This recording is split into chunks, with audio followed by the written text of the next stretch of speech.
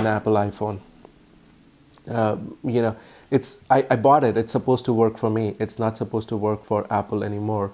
And you know, it was initially very bad at recognizing my voice. Now it's getting a little bit better at recognizing my voice, but now it tries to redirect me to Apple instead of doing a regular Google search. So my alternative to this is I've put the Google app on this, and Google app again goes ahead and gives me a simplified Google interface. So you click this, iPhone 6 Plus and Nexus 6, iPhone 6 Plus, Nexus 6 comparison.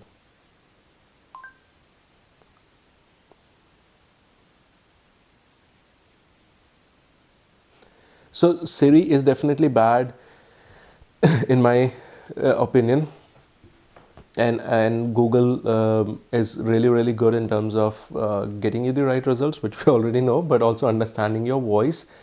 It would have been phenomenal if Apple would open its ecosystem a little bit and let other apps be the default apps. So I would love for Google to be able to launch Google using the press and hold way in which I launch Siri.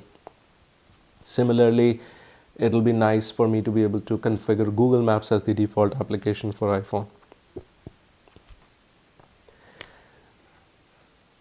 So Siri and voice command, it's my simply the most hated feature in iPhone. So I'll go ahead and give it a 3, and Google I'll go ahead and give it a 10.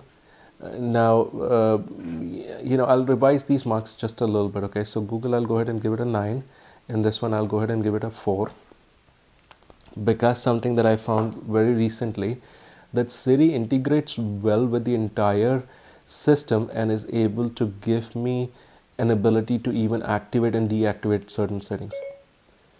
Activate talkback.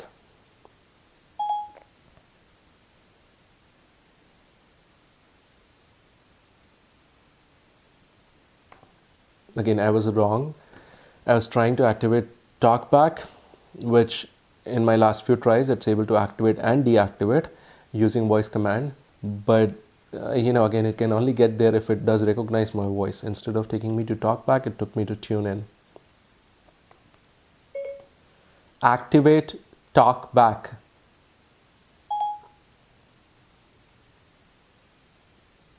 Hey, tune in listeners. Did you know you can listen Okay, to Barclays Premier League with you know, TuneIn Premium? Upgrade today and get premium sports plus over 100 interruption-free there's radio sometimes stations. nothing you could do with an iPhone. It should have taken, it does even recognize, in this case it did even recognize the voice very clearly, because I said activate talkback, and it did register the fact that it was activate talkback, which was the command, but decided to still launch TuneIn. So sorry, no more 4 and 9. It still stays to be 10 and 3.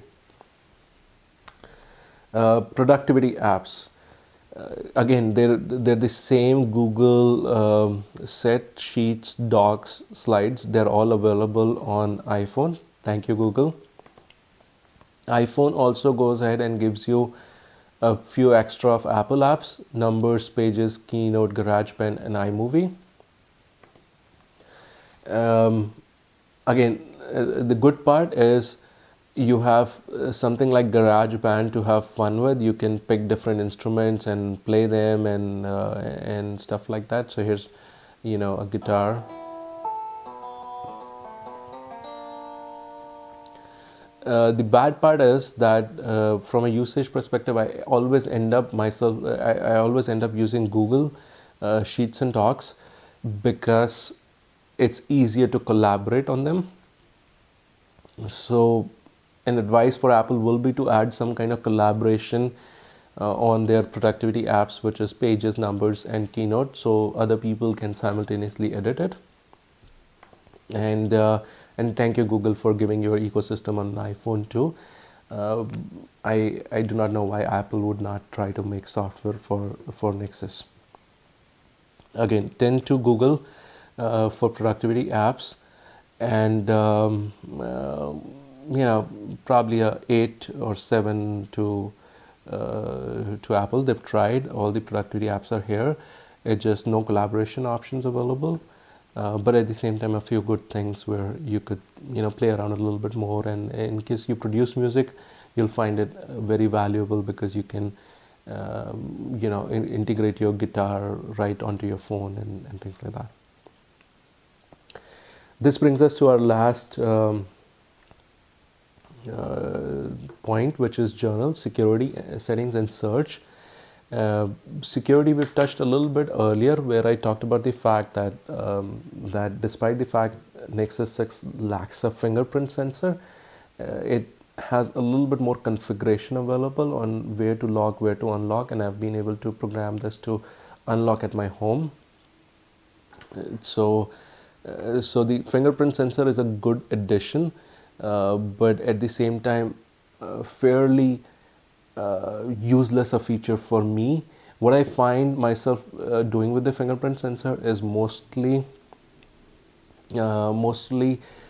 using the fingerprint sensor to authorize more applications, which is kind of stupid of the Apple iStore, because they force you to sign in every time they're even installing a $0 application. There could be some sense in it, in terms of trying to keep your device protected and only loading applications that you want to load. But really, it's a problem they've you know, that I find more with their store, and they've solved it with their fingerprint sensor. But it's a self-feeding system. From my perspective, I find a Nexus easier to unlock and lock as compared to an iPhone device, even with a fingerprint sensor. While we're at journal items, I'll also want to touch a little bit about customization and capabilities of personalization. I find it very difficult not to be able to drag things down in a screen and leave the top of the screen empty. And why would I want to do that? Because on a Nexus screen, I tend to go ahead and put my kid's picture on top. I have my Nexus 5 here, and let me see if I have that. No, I have switched it off. But I do find it really cool to have my phone show my kid's picture on the main screen in the back, and all my icons lined at the bottom. Nexus device does give me that capability. iPhone does not give me that capability. From a search perspective, both are pretty excellent. This one has Google search integrated, which looks into your contacts, calendar, and all that stuff. This thing has a search capability using Spotlight search, and I'm sorry, I don't remember their names. So it's Spotlight search. You could go ahead and use it to search for stuff like, you know, books, so it'll find your application, or it'll find contacts or events. And but it'll most probably not go ahead and do a Google search or a web search on it. In case of a Google device, it's all integrated. So when you go ahead and make a search on books, it's going to go ahead and do a search on web, as well as show you any application, and then you can further search on your phone to find anything else.